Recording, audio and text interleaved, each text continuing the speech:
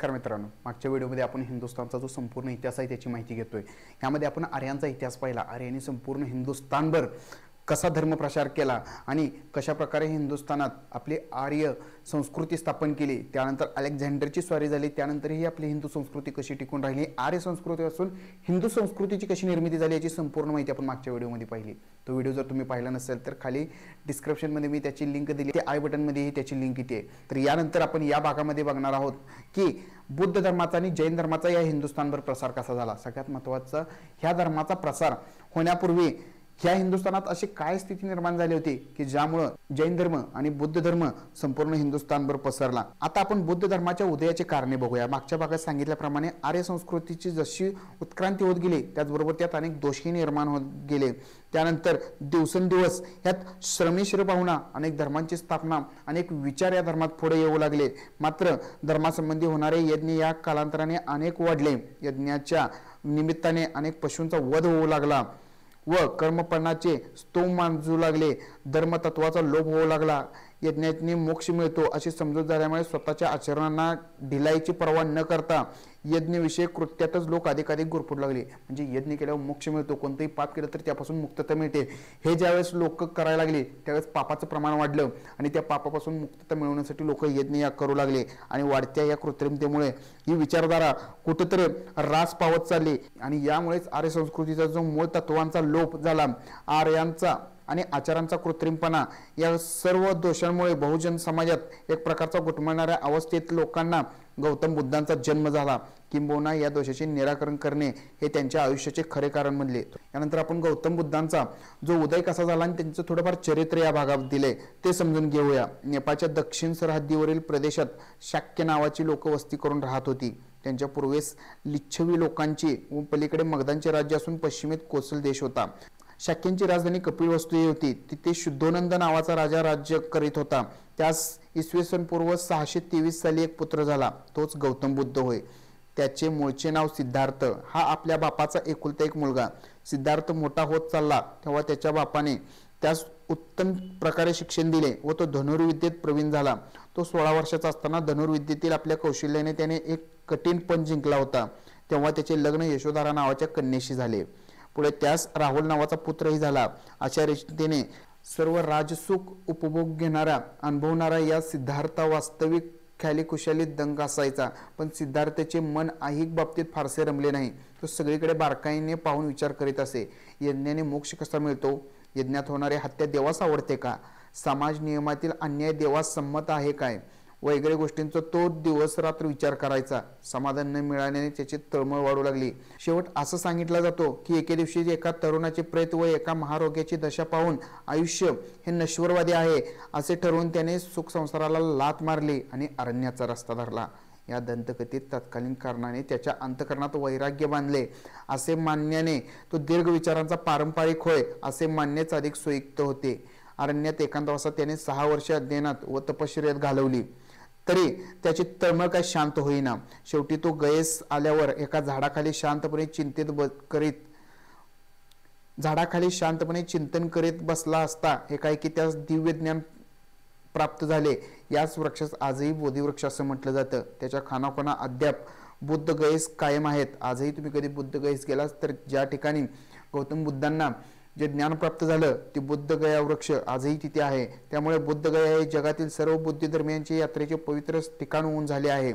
याच बुद्धी वृक्षाच्या एक फांदी अशोकाची कन्या संघमित्रा हिने बुद्ध धर्माच्या प्रसारार्थ सिंहल द्वीपात अनुराधापूर येथे लावली। उपदेश। आता या बुद्ध धर्माचा उपदेश काय बघा। अत्यंत मोक्ष किंवा निर्माण हे कोणत्याही बाह्य उपचाराचं साध्य नसून शुद्धाचरण, दया, प्रेम, परोपकार व अहिंसा यावर अवलंबून आहे। सर्व धार्मिक कृत्यांपेक्षा सद्वर्तन हेच श्रेष्ठ आहे असे बुद्धास त्यांच्या स्वतःच्या अंतःकरणास बिंबलेले हे तत्व तो लोकांस शिकवू लागला। यज्ञ यागादी कृत्यांनी मोक्षप्राप्ती होणार नाही। वेद हे अपौरुषीय नाहीत म्हणून त्यातील प्रत्येक वाक्य प्रमाण मानण्याचे कारण नाही। म्हणजे वेदांना फारसं महत्त्व बुद्धांनी दिलं नाही। या 3 बाजूने त्यांनी तत्कालीन धर्मकल्पनावर हल्ला चढवला व स्वतः संन्यास घेऊन इतरांसही दीक्षा देण्यास सुरुवात केली। त्यांच्या उपदेशांवर लोकांचा बराच परिणाम होऊ लागला। ते त्यास बुद्ध म्हणजे ज्ञाता व महात्मा म्हणू लागले व बराबर त्यांच्या पंथात शिरू लागले. त्यांच्या पंथात 3 पायऱ्याने प्रवेश होत असे. प्रथम गृहस्थाश्रमी राहून उपासक व्हायचे, नंतर भिक्षुगतिक, या मधल्या अवस्थेत काही काळ गेल्यास संन्यास घेऊन भिक्षुक बनायचे.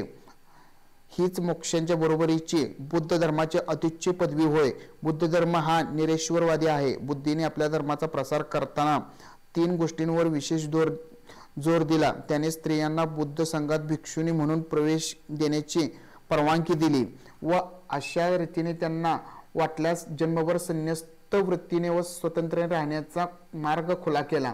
तसेच आपल्या पंथात प्रवेश करणाऱ्या वर्णांचा उच्च नीच भाव त्यांनी राखला नाही. म्हणजे जे बुद्ध धर्मात प्रवेश करणारा कोणीही उच्च नीच जाती धर्माचा नव्हता. त्यातला तिसरा पॉइंट असा आहे की तो धार्मिक तत्वाची शिकवण संस्कृत सारख्या अवघड व थोड्याच लोकांना समजत असलेल्या भाषेतून करण्याऐवजी तत्कालीन जानपद भाषा जी पाली तिच्याद्वारे करण्यास सुरुवात केली. म्हणजे सर्वसामान्य समजेल अशा प्रकारे धर्माचा प्रसार त्यांनी केला.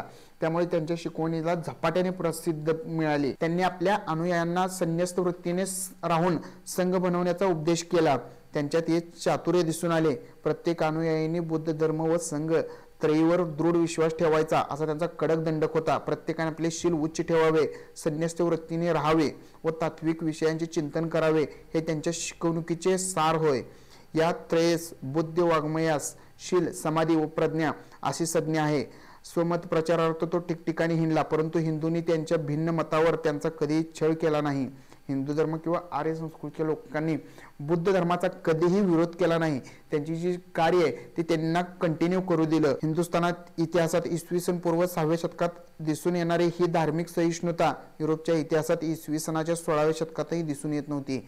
म्हणजे ज्यावेळेस बुद्ध धर्माचा प्रसार होत होता त्यावेळेस त्यांना कसल्याही प्रकारचा हिंदू धर्माच्या संस्कृती मानणाऱ्या लोकांनी विरोध केला नाही. ही जी सहिष्णुता आहे ही त्या काळात इतर कोणत्याही कालखंडात किंवा उपखंडात दिसून आली नाही.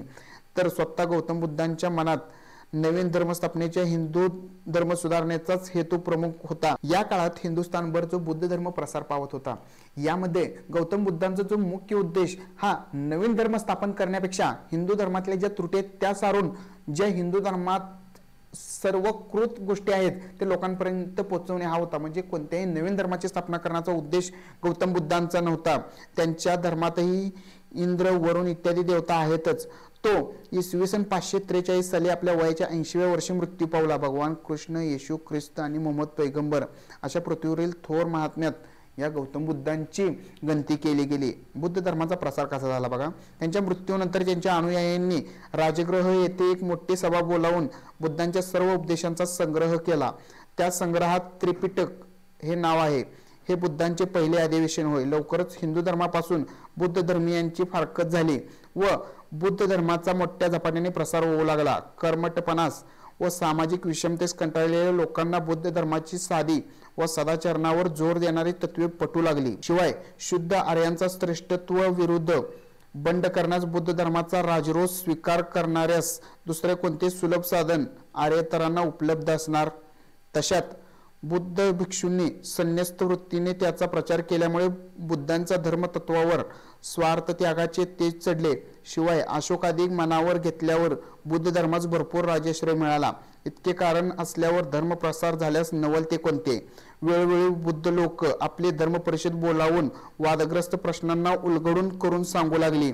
बुद्धांच्या मृत्यूनंतर 100 वर्षांनी धर्म परिषदेत दुसरे अधिवेशन झाले व पुढे अशोकाने आपल्या कारकिर्दीत परिषद बोलावून ते तिसरे अधिवेशन घेतले. त्यानंतरच्या काळात बुद्ध धर्म हिंदुस्थानातच काय पण संपूर्ण आशिया खंडातील सर्वात मोठा धर्म बनला. ग्रीक राजा मिलिंद व कुशाण राजा कनिष्क यांनीही बुद्ध धर्माचा स्वीकार केला. यानंतर आपण महावीर वर्धमानांच्या काळात जैन धर्माचा कसा प्रसार झाला किंवा कशी स्थापना झाली याची माहिती बघूया. सगळ्यात महत्त्वाचं लोक असं समजतात की महावीर वर्धमान हे जैन धर्माचे संस्थापक आहेत, परंतु भाविक जैनांच्या मते वर्धमानांच्या पूर्वी 23 तीर्थकर होऊन गेलेत व त्यांची जैन धर्माची परंपरा राखली आहे, परंतु ते बहुतेक इतिहासात अज्ञात आहे. वर्धमान हा त्यांच्यापैकी 24वा तीर्थकर आहे. वर्धमानास जैन धर्माचा संस्थापक असे मानून चालण्यास हरकत नाही. वर्धमान हा गौतम बुद्धांच्या समकालीन असून त्याचा जन्म गंगेच्या उत्तरेस वैशाली येथील लिच्छवी सरदारांच्या कुळात झाला. विदेही, अंग, मगध येथील राजघराणे त्याचा आप्त संबंध असल्याने त्याचे मतप्रचाराचे कार्य अधिक सुलभ झाले. गौतमाप्रमाणेच त्यानेही ऐहिक सुखांचा त्याग करून 12 वर्ष घोर तपश्चर्या केली व तो लोकात प्रगट झाला, तेव्हा लोक त्यास महावीर किंवा जिन म्हणजे जिंकणारा, इंद्रिय ताब्यात ठेवणारा असे म्हणू लागले व त्याच्यावर त्याच्या धर्मास व अनुयायास जैन हे नाव पडले. वर्धमान आपल्या वयाच्या 72व्या वर्षी मरण पावला. म्हणजे ज्यावेळेस जैन धर्म स्थापन होऊन 23 तीर्थकर झाले, त्यानंतर या 24व्या तीर्थकरांचा म्हणजे महावीर वर्धमानांचा जन्म झाला. म्हणजे महावीरांच्या जन्मापूर्वीही जैन धर्म चालूच होता. जैन धर्मातली तत्वे काय आहेत बघा. बुद्ध धर्माप्रमाणे जैन धर्म ही तत्कालीन धार्मिक कृत्रिमता व वर्णन व्यवहाराची विषमता यांचा निषेध करण्यास उत्पन्न झाल्या असल्याने दोन्ही धर्मात मोठे साम्य आहे. कर्मठपणाचा निषेध, वर्णांच्या श्रेष्ठ कनिष्ठ विरुद्ध बंड, वेदांचे पुरुषत्व नाकबुली व अहिंसा संन्यास व सद्वर्तन या त्रयींवर जोर देणे या गोष्टी दोन्ही धर्मात सारख्याच आढळतात. परंतु जैन धर्मात अहिंसा व संन्यास वृत्ती यांचा अतिरेक झालेला आहे. जीव दुःखमय असल्याने शरीर झिजवून दुःखमय जीविताचा शेवट करून घेणे हे जैन धर्मात संमत आहे, परंतु बुद्ध धर्माला ते मान्य नाही. कालांतराने बुद्ध धर्म हा विश्व धर्म झाला, परंतु जैन धर्माची त्याच्या इतकी वाढ कधीच झाली नाही. बुद्ध धर्मीयाप्रमाणे जैन धर्मांच्या मध्येही स्वमत प्रसाराचा उत्साह आढळून येत नाही. हिंदुस्थानाबाहेर बहुधा जैन धर्माचा प्रसार फारसा झाला नाही. आज हिंदुस्थानातून बुद्ध धर्माचे उद्घाटन झालेले दिसते, पण जैन धर्म मात्र हिंदुस्थानात कायम आहे. इसवी सन पूर्व 4थ्या शतकात जैन धर्माचा दक्षिणेत प्रसार झाला. मौर्य सम्राट चंद्रगुप्त याने जैन धर्माचा स्वीकार केला असे जैन दंतकथेत लिहिलेले आहे, परंतु त्याच फारसा आधार नाही. कालांतराने त्याच्या श्वेतांबर व दिगंबर हे पंथ उत्पन्न झाले, परंतु त्यामुळे जैन धर्माच्या प्रसारास विशेष हरकत आली नाही. अतिप्राचीन कालखंडाची समाप्ती. यानंतर अतिप्राचीन कालखंडाची कशी समाप्ती झाली हे समजून घेऊया. हिंदुस्थान देशाच्या इतिहासात अतिप्राचीन कालखंडाची माहिती या ठिकाणी संपते. इतिहास हा काल मर्यादित आहे, परंतु काळाची अनिश्चितता हेच अतिप्राचीन काळाच्या इतिहासाचे मुख्य लक्षण आहे.